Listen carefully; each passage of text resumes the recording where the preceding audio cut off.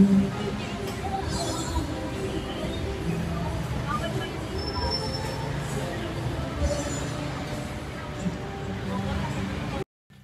kayo mga Immoral? This is your boy Ace checking in and we're back with another video. So, ayun nagpunta tayo dito sa Cubao and baka sakali lang tayo. Check natin itong clip and hanger and currently naka-new arrival sila. Sabi ni Madam nung Thursday daw sila nag-new arrival, July 4. Bago tayo mag-umpisa mga Immoral, kung bago ka lang sa channel, maraming salamat sa pag-click at sa panonood dito. At paki-like na rin yung video para matulungan yung algorithm naman ng ating YouTube channel. So, balik ko kayo muna tayo mga Immoral. At ayun, tignan natin yung mga build ng sapatos dito. Sana natin.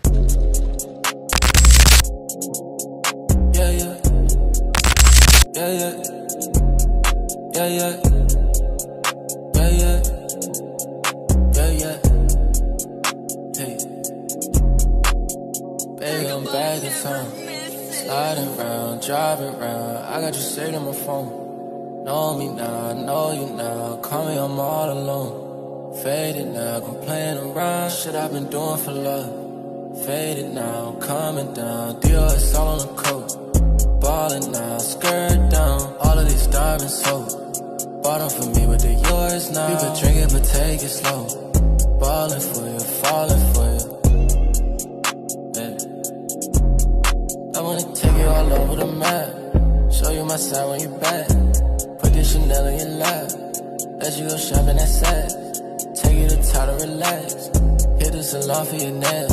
So ito, Vans na slip-on size 10.5.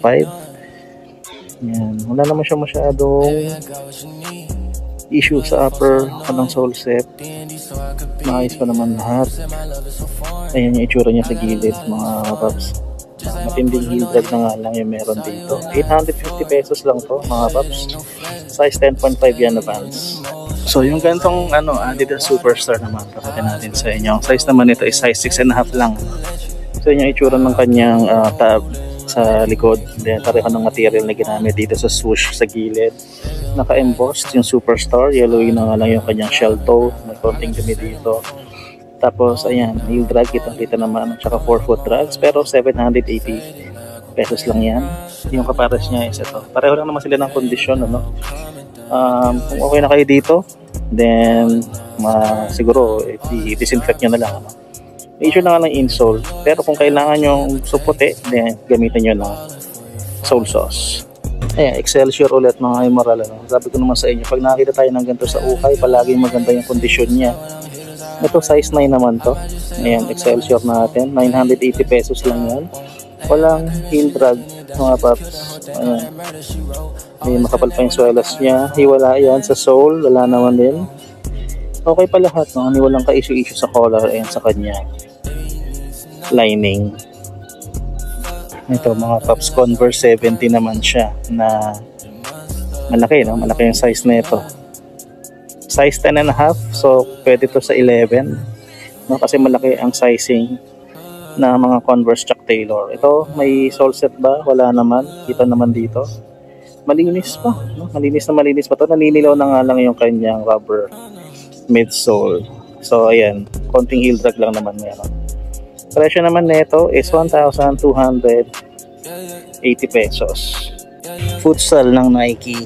Mga paps, meron din dito. Ayan, Mercurial pala to. Size naman nito, size 10. Maganda rin naman. Kaso matindi na pala yung kanyang drags. 750 pesos na lang to. Ito kanina ko pa nakita to. Nagagandahan ako dito. Ayan, masyado nga lang siyang hot pink, A6 Gel Light 3.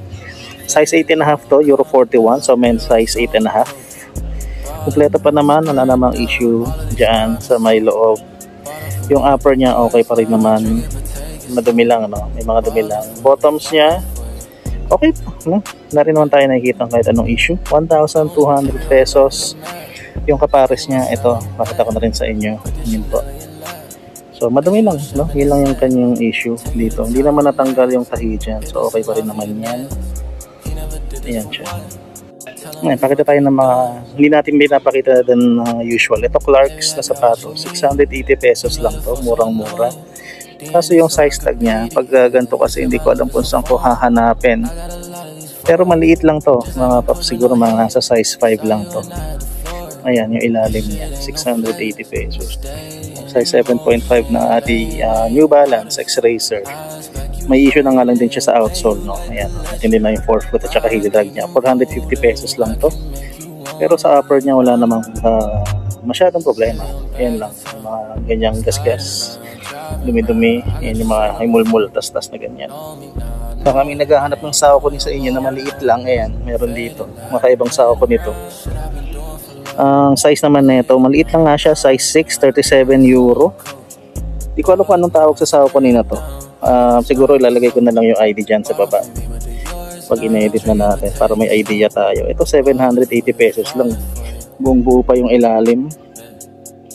Ayan o, ang ganda no. Medyo may kabigatan siya ng konti pero alam mo matibay. Sabi niya is itong classic na 574 no, ng New Balance. Maliit lang din yung size nito mga paps. Ang size nito is size 6.5, 37 euro lang din siya. Ayan. Ang itsura niya. Ganda rin na ito no. Alam may mga konting lengths na siya dyan sa may sackline no? Then put na rin yung kanya outsole. Pero yung presyo niya 480 pesos. Dito mga Immoral, meron tayo nakita na ayan. Hindi ko alam, sport blue na black ba to? Black sport blue na Air Jordan 6. Size 4.5 wide, 36.5 euro.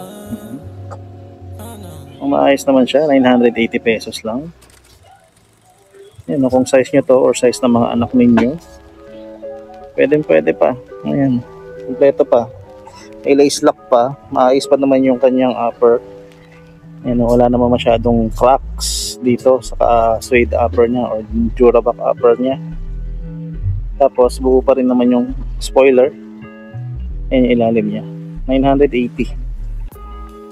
Baka naghahanap kayo ng Coach sneaker, ayan meron dito. Ayan siya, high cut pa. Presyo nito 780 pesos lang. Yung size niya hindi ko ma-distinguish mga Immoral, so pasensya na kayo, pero feeling ko mga nasa size 7 no? Size 7 women's yan tingin ko.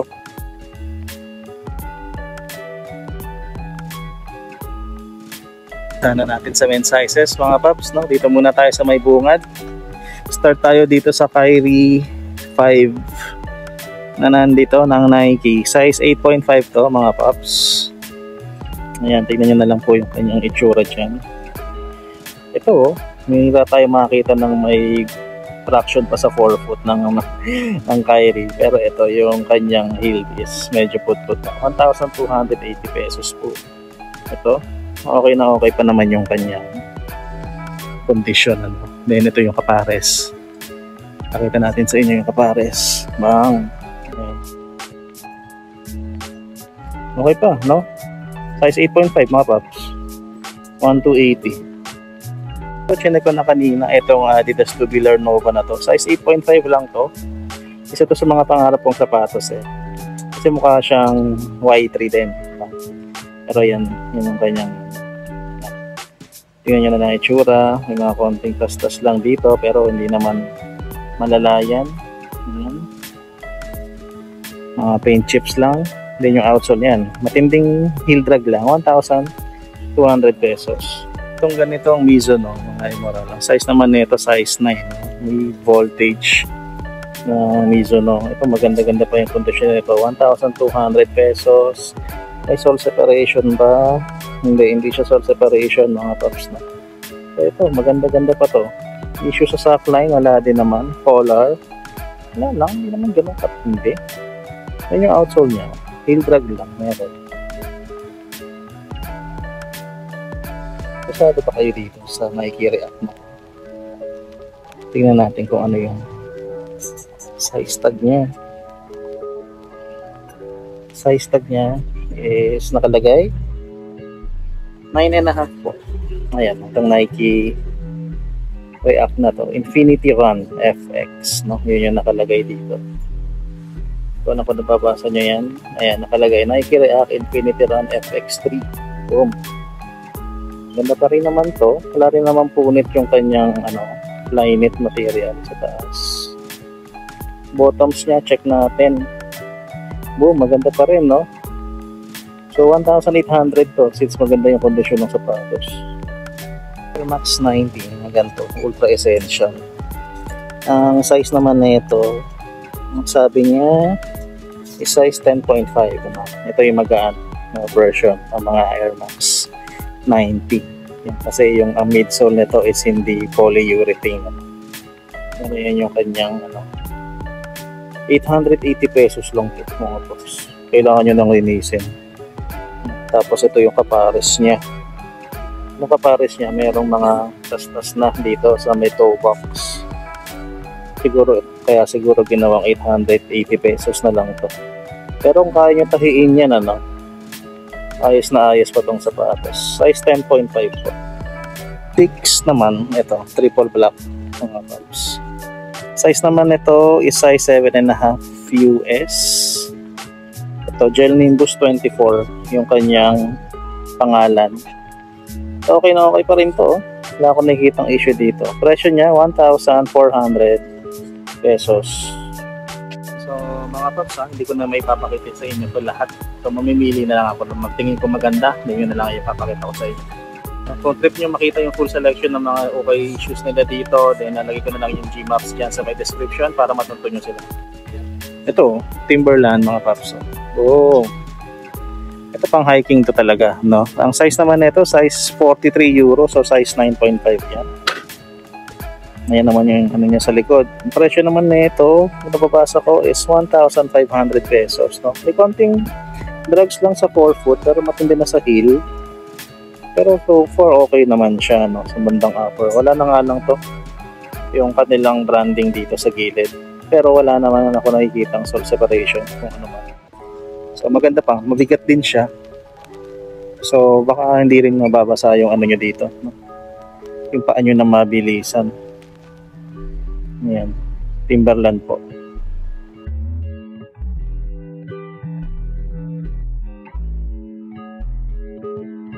Interesado kayo dito sa Instapump na to. Ang size naman na tong Instapump is size 10 naman siya, mga immoral. Yung pattern niya dito is parang dahon, leafy. Ayan, may separation na nga lang siya dito sa may toe cap, 780 pesos lang. Ito mga paps, Damian Lillard na Adidas naman. Check natin yung size niya. Size 8 lang po mga paps. Size 8 na Damian Lillard. Yung kulay niya parang kala mo pang OKC. Maganda pa naman condition. Separation, hindi naman siya separated dyan. Mukha lang pero pag hinila mo hindi naman. Tsaka maganda pa yung outsole niya. Ayun buhay na buhay pa. May traction pa. Yung presyo niya hindi naka-indicate dito. So kailangan natin tignan yung kabilang sapatos. Ayun naman siya. Okay naman. Yun, wala nga na siyang, ito, 3,500 mga tops.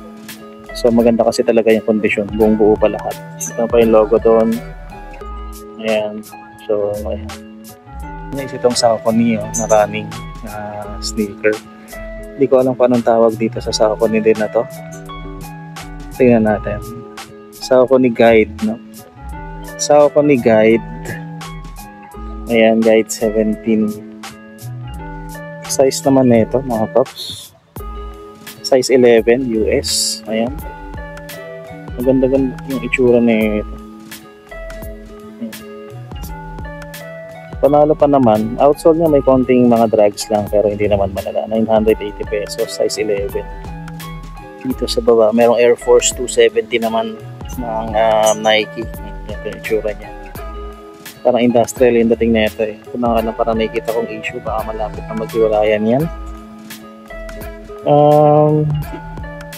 Yung size niya mga paps hindi ko makita so tansyahin na lang natin, baka mga nasa size 9.5 to 10, no? Ganun yung nakikita kong size niya. Ang presyo naman nito is, ang nababasa ko is 1,500 pesos. Yan yung ilalim niya. An Air Force 270. Naghahanap kayo ng gantong Mizuno. Pwedeng pag badminton, pwedeng pang volleyball, no? Ang size naman na itong Mizuno na to, size 41. So size 8. Size 1,400. Maganda pa yung kanyang ilalim. Panalo pa yan. Check nyo na lang yan dito kung interest kayo.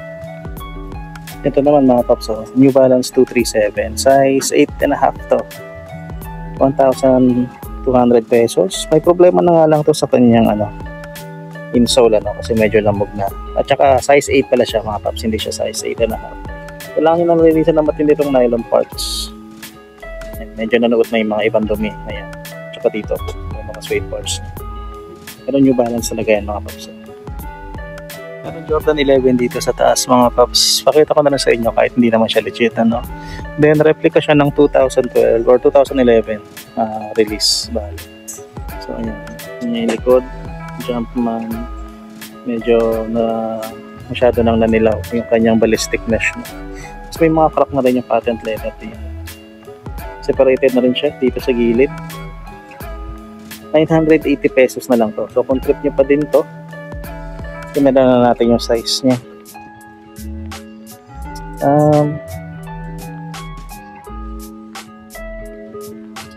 Ayun. Malungkot naman natin mga bro. Size 9 naman siya. EQT mga Emerald. Size 8.5 naman to. Royal blue. Tsaka puti lang yung colorway niya. Ayan. Separation wala naman masyado. As in talagang wala pala. Wala separation. Itsura niya sa ilalim. Ayan. Nakita niyo pa naman yung traction and all. 1,280 pesos to. Then ito. Pakita ko na rin sa inyo tong Kyrie. Size 10 to mga paps. Ayan. Siguro take nyo na yung opportunity na pag nakita kayo ng Kyrie sneaker sa ukay, get nyo na kasi baka hindi na maglabas si Nike nito at all. Hindi maganda ihiwalay nila. Matindi na nga lang yung drugs nito pero 1,800 pa rin presyo niya.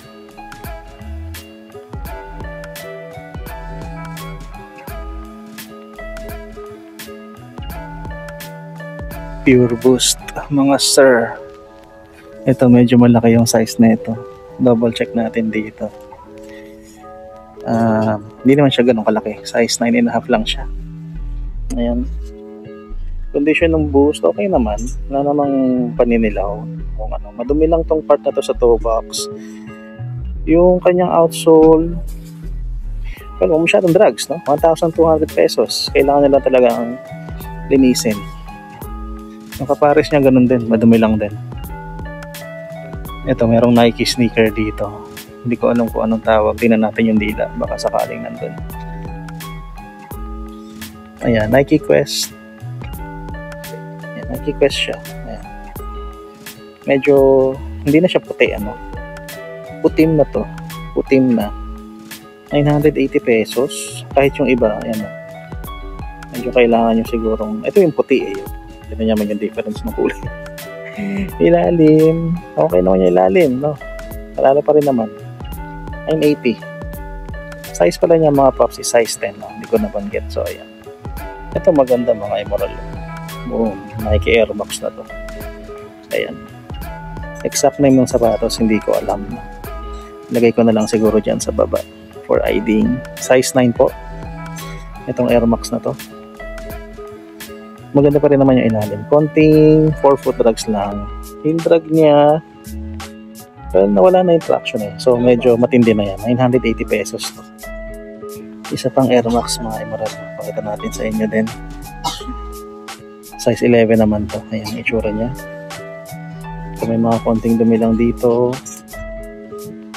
Ilalim niya, matindi na yung 4-foot drugs. Ayan, kita nyo iba na yung orientation niya. 1,280 pesos. Yung air unit niya, okay pa rin naman. Kita nyo pa yung loob. So, pwede pa ito. Masusuot nyo pa ito. Ulit, size 11 po. Tapos, ang presyo niya, 1,280 pesos. Itong Air Force 1 na to, mga Emerald. Ayan, maganda yung leather niya. Then, parang canvas, itong overlay dito sa gilid. Tsaka dito sa may toe box niya. Malaki to, size 12 to mga paps. Parang cream color. Itong leather material at saka yung kanya outsole. Matindi na nga lang yung kanyang heel drag. 1,800 pesos po yan. Ito naman mga Emerald, Adidas na to. For motion yung nakalagay dito. Siguro yan yung tech na ginamit dyan. Size nito, size 10.5, no? And Gore-Tex to, mga paps. So, pwede to for hiking or basta, pwede siyang mabasa ng konti. May strap siya dito, hindi ko alam kung anong purpose. Ayan, no? Parang wala lang na strap, no? Then may branding ng Gore-Tex dito. Ganda ilalim niya. Konting heel drag lang. 4-foot drags, meron na ito. Pero hindi ko na palala. 1,400. Check natin to, mga paps, oh. Adidas Boost sneaker, size 10. Hindi ko alam anong tawag dito exactly. So yun siya, maayos pa naman. 4-foot at saka heel drag meron na. 1,700. Kapal ng boost nito dito sa may bandang likod. Madumi lang din, ano. Yellowing rin yung mga plastic material na ganito. Ayan. Kita nyo na yung difference ng kulay, eh. Size 10 po. Again, 1,700 pesos. Meron palang Jordan 32 dito, mga paps. Hindi ko pa nakita kanina. Ayan, okay naman siya. Malaki yung size nito, no? Size 11 to, mga paps. Hindi ko alam kung anong Jordan 32 to exactly. Siguro premium something to. Kasi kakaiba yung material niya dito sa likod. Tsaka low top version to, no? Meron pa siyang chrome Jumpman dito sa may midsole. Patindi na lang ang heel drag. Tsaka 4-foot drags niya. Jordan sneaker for 980 pesos po. Dito sa baba, merong magandang New Balance dito. 1,500 po, mga paps. Ayan. Ang problema lang, ito, may mga crack-crack na yung leather material dito sa dila nila. And size 10, no? Size 10 ito. Yun lang nakikita kong issue sa kanya. Maganda pa naman yung suede and mesh material dito sa upper. Ayan, no? Nakikita nyo naman. Kahit yung leather material niya, okay pa. Midsole niya, wala pa namang paint chips and all. Hindi pa nagkakaroon ng bitak-bitak dyan. Diba? Yung outsole, oh, solid pa din. Pero mga immoral, 980 pesos lang to. Oh, yan lang, oh. Yan lang yung problema nyo. Yung bitak-bitak sa leather material na yan, sa dila. Check nga natin yung kabila. Wala rin naman siyang separation ng emerald, eh. Isang ganito pa, nagdududa ako pagka ganito, eh. Baka may diferensya isa, eh. Ah, yun nga. Ayun, yung diferensya ng isa. Bang! Parang may gunshot. Tsaka to, sira-sira na dito. Yun pala yung issue niya, mga paps, no? Kaya siya naging 980. Ang ukay ay hindi pwede sa maselan. Pero yan, kung pwede sa inyo to, boom. Size pala na ito. Yun nga, size 10 nga, nabanggit ko pala kanina. Ayan. Check na rin natin tong Puma na to. Ayan, o. 9.5 US siya. Pwede, no? Maganda to, mga paps. Ayan, o. Tingnan niya mabuti. Trinomic ng Puma. Ilalim niya, may heel drag na nga lang na matindi. Hindi ko makita yung presyo dito. Ito, 1,200 yata. 1,200 pesos. Heel drag lang, tsaka may tama na siya sa sackline. Ayan. Ibagit ko ba yung size? 9.5, no?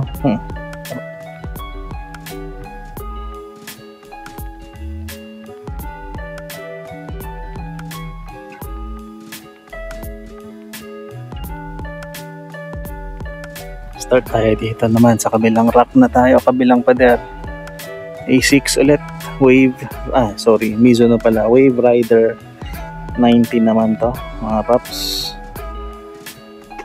Size 10 naman ito. Tingnan natin yung condition ng kanyang upper muna.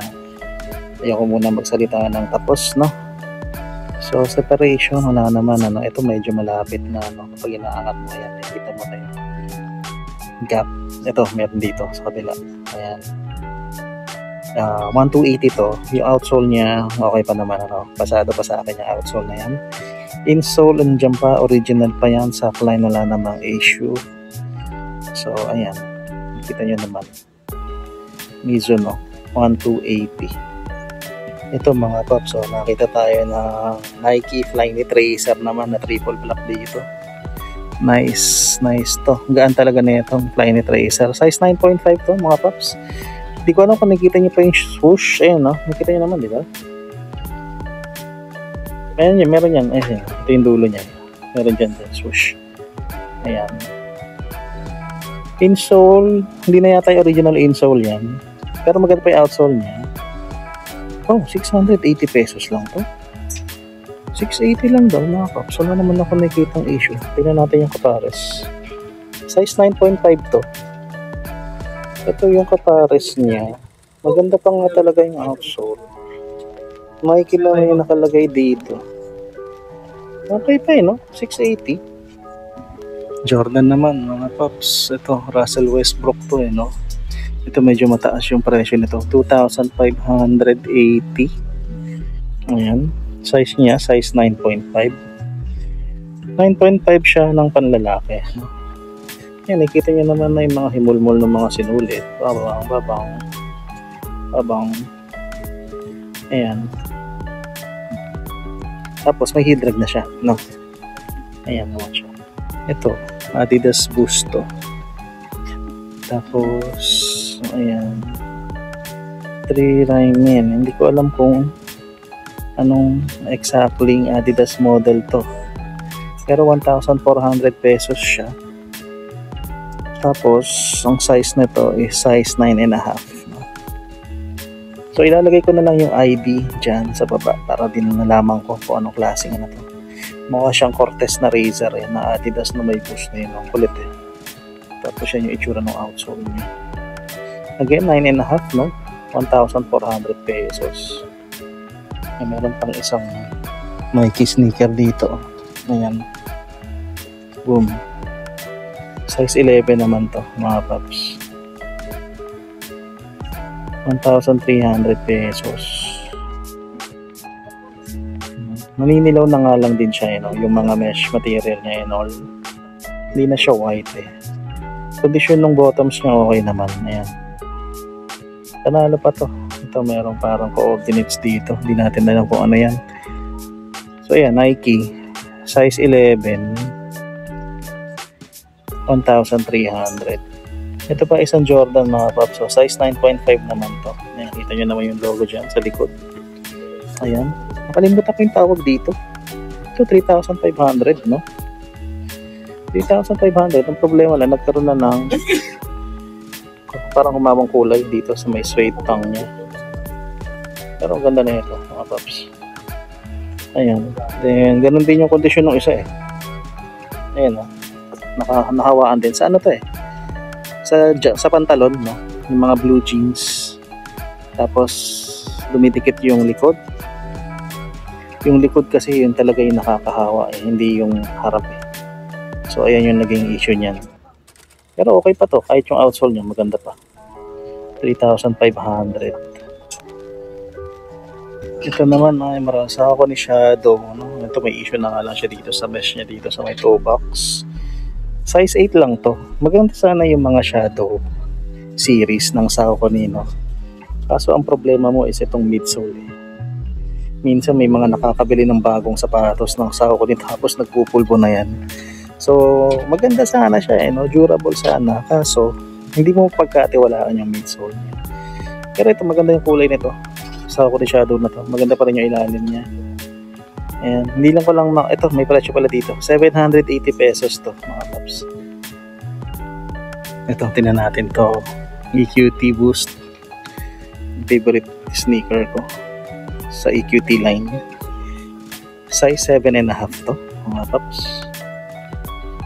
1,200. May heel drag na nga lang. 4-foot drags niya wala naman masyado. Madumi lang nga yung boost. Yan, may mga itim-itim na rin.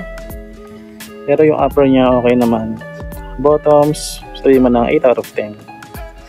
Yan, 1,200. 7.5. Check na natin to. Ano to? Yanis to, diba? Freak 3. Ba ako? Ito ba yung Freak 3? Size nito. Tingnan natin sa gilid. Ito malaki. Size 12 mga paps. Ayan. Sobrang laki niya ito. Kaso yan. May mga damage na dito. Wala naman. Konting separation lang yan. Nakikita nyo dyan. Dito sa gilid. Tsaka ito. Ayan. Hindi ko alam kung dapat nakadikit pa ba yan. Pero nakaangat na yan. Ayan. Nice. Pero ilalim. Hindi mo masabi, alam kung bakit, kasi dahil dyan sa pattern na yan, pero feeling ko pudpud na siya. Kasi ayan oh, puti na, 880, midsole na yan eh.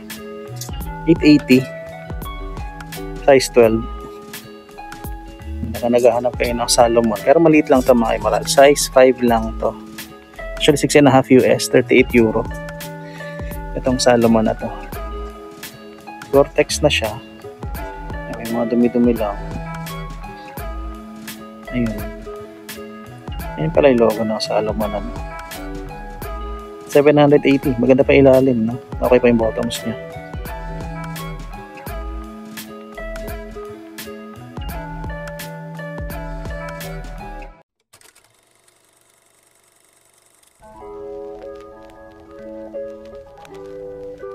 Ito, New Balance 878. Ayan, oh.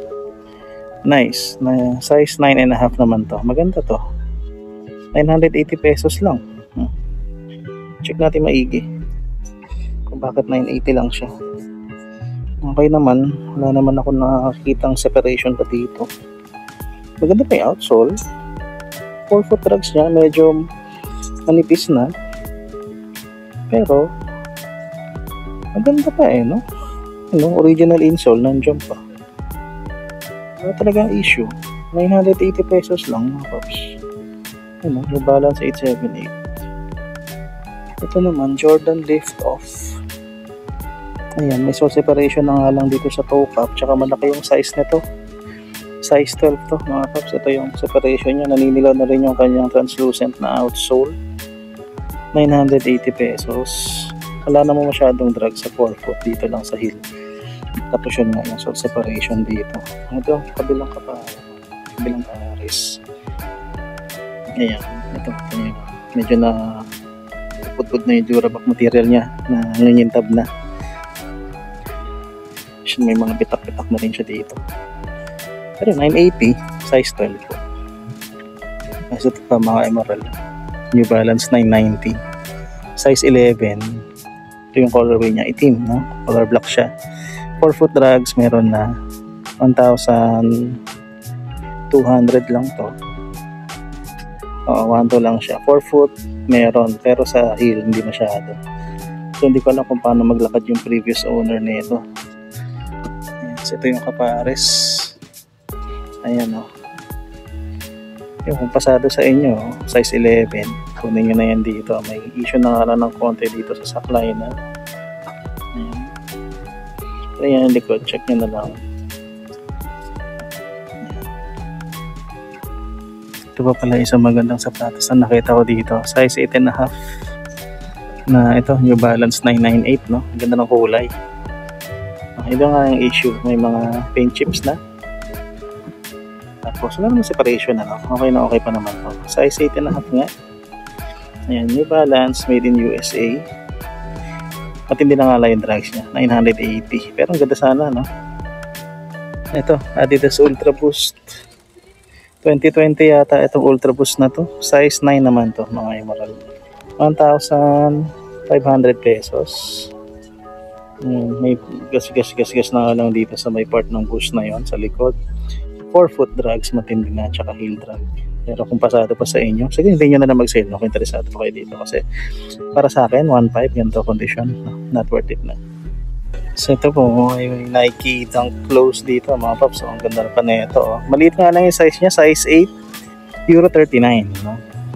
So pambabae ito, heel drag, matindi na nga lang. 4-foot drags, meron na 1,400 pesos pa rin siya.